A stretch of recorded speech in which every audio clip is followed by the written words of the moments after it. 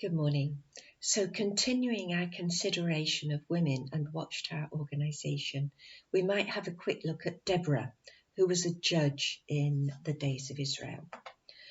Now, in my book of Bible stories, in 1978, it states this: Deborah is a prophetess.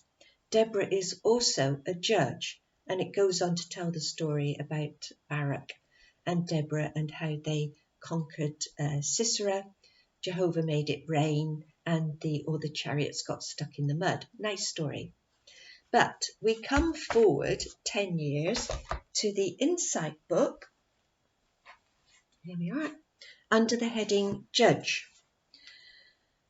And it says the judges, this is the days of Israel, were selected and appointed by Jehovah from various tribes of Israel. Between Joshua and Samuel, 12 judges, not including Deborah, are named, and they name Barak and not Deborah. Make of that what you will. But considering that Deborah was a prophetess and that some women in the first century were given the gift of the spirit of prophecy, we might have a look at 1 Corinthians 14 and verse 3. And it's talking about those that prophesy or had the gift of prophecy.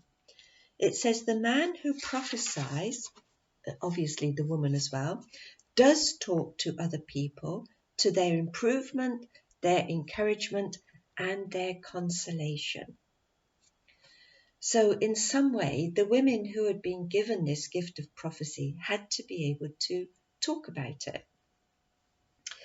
So let's have a look now at 1 Corinthians 11, where we begin to get a more balanced view of the early Christians. And it's verse 11. I'm going to read this from the Phillips translation. It says, "In the sight of the Lord, neither man nor woman takes any separate existence.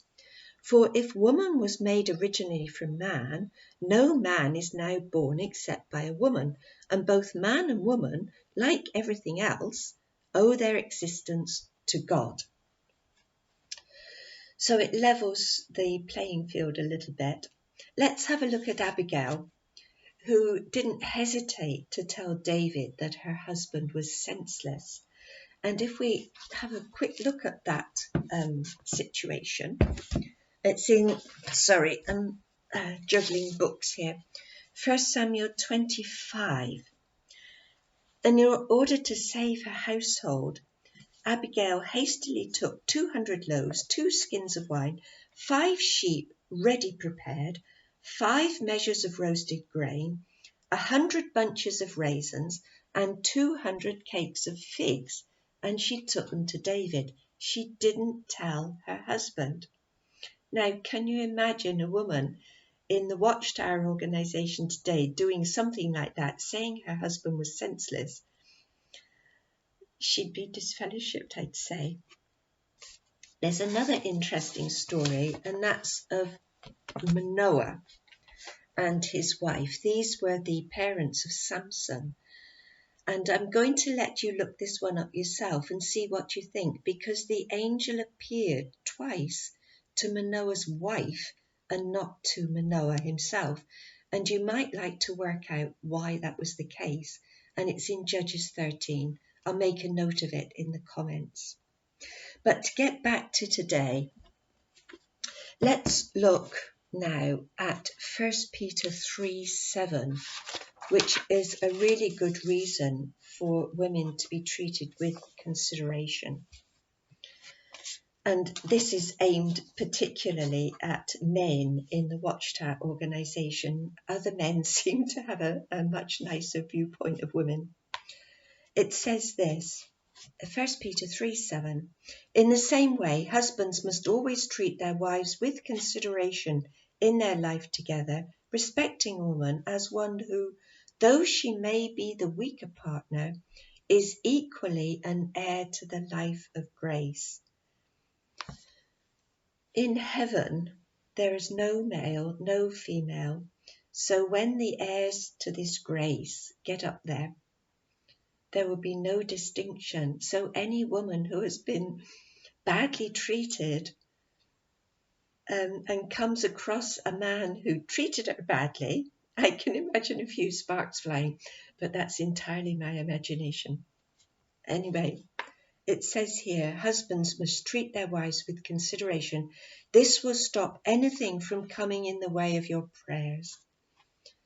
If men treat women as Jesus treated the congregation, then their prayers will not be hindered. God will be happy to listen to them. But there's an interesting thing, a little bit more encouragement that I wanted to look at. And it's in 1 Corinthians 13.